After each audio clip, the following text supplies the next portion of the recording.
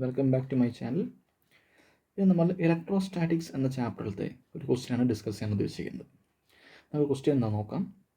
A charge particle of charge 5 coulomb is moved from point A to B in an electrostatic field. The work done during this process is 10 joule and kinetic energy of the particle reduces by 5 joule during this process. Then potential difference VA minus VB is. Okay. അപ്പോൾ situation പറയുന്നത് ഇങ്ങനെയാണ്. Here there are 2 points. Let this be point A and this be the point B. ഇവിടെ A എന്ന പോയിന്റിൽ there is a charge particle having the value -5 coulomb.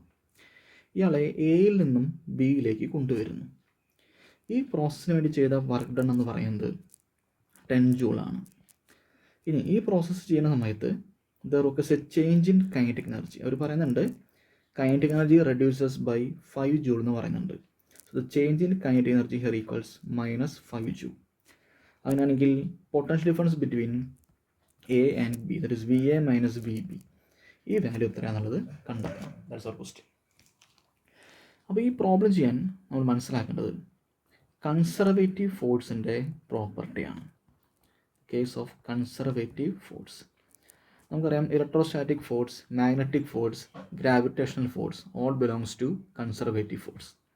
Four example gravitational ഫോഴ്സിൻ്റെ case എടുത്താൽ നിങ്ങൾ വിചാരിക്കുക ഇത് എർത്തിൻ്റെ സർഫസ് ആണെന്ന് വിചാരിക്കുക.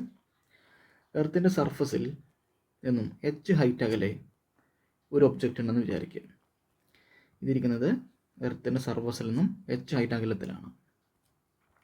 ഇയാളുടെ മാസ് എന്ന് പറയുന്നത് എന്നാണ്. നമുക്കറിയാം ഈ പോയിന്റിലിരിക്കുമ്പോൾ ഇയാൾക്ക് കൈനറ്റിക് എനർജി ഇല്ല. എന്ത് എനർജി മാത്രമേ ഉള്ളൂ? Potential energy. That equals mgh. അപ്പോൾ ഇയാളുടെ ടോട്ടൽ എനർജി വരാം potential energy plus kinetic energy, that is mgh. ഇനി ഇയാളിതേ താഴോട്ട് വരുന്നു. ഇയാൾ താഴേക്ക് വരണമെങ്കിൽ എന്ത് സംഭവിക്കണം? ഫോഴ്സ് ഓഫ് ഗ്രാവിറ്റി ഇയാൾ പിടിച്ച് താഴേക്ക് കൊണ്ടുവരണം. അപ്പോൾ ഇവിടെ ഇയാൾ താഴേക്ക് വരികയാണെങ്കിൽ ഇവിടെ വർക്ക് ചെയ്യാറ് ഫോഴ്സ് ഓഫ് ഗ്രാവിറ്റിയാണ്, അഥവാ കൺസർവേറ്റീവ് ഫോഴ്സാണ് ഇവിടെ വർക്ക് ചെയ്യുന്നത്. ഒരു ബോഡിയിൽ കൺസർവേറ്റീവ് ഫോഴ്സ് വർക്ക് ചെയ്യുമ്പോൾ അയാളുടെ പൊട്ടൻഷ്യൽ എനർജിക്കും കൈനറ്റിക് എനർജിക്കും എന്ത് വരും? ചേഞ്ച് വരും. അപ്പോൾ ആലോചിച്ചാൽ മതി, ഇവിടെ നിൽക്കുമ്പോൾ ഞാൻ പറഞ്ഞു കൈനറ്റിക് എനർജി ഇല്ല, ഉള്ള എനർജി എല്ലാം പൊട്ടൻഷ്യൽ എനർജിയാണ്. ഇത് താഴേക്ക് വരാണ്. താഴേക്ക് വരണമെങ്കിൽ ആര് വർക്ക് ചെയ്യണം? Gravitation force, that's A conservative force, അത് വർക്ക് ചെയ്യണം.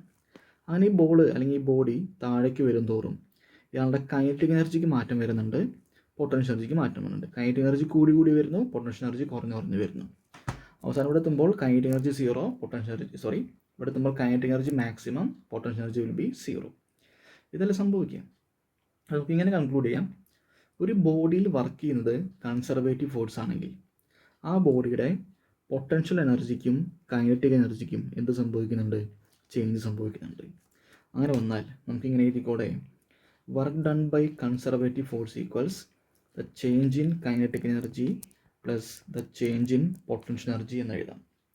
ഇവിടെ work done 10 joule, the change in kinetic energy equals -5 joule plus delta P. ഇതിൽ നിന്നും the change in potential energy എന്ന് പറഞ്ഞാൽ 10 + 5 ദാറ്റ് ഈക്വൽസ് 15 ജൂൾ എന്ന് കിട്ടും. ഇനി എയിൽ നിന്നും ബിയിലേക്കാണ് കൊണ്ടുവരുന്നത്. അപ്പോൾ ചേഞ്ച് ഇൻ പൊട്ടൻഷ്യൽ എനർജി പറഞ്ഞാൽ it is charge Q into potential of B minus potential of A, that equals 15 joule. Q equals -5.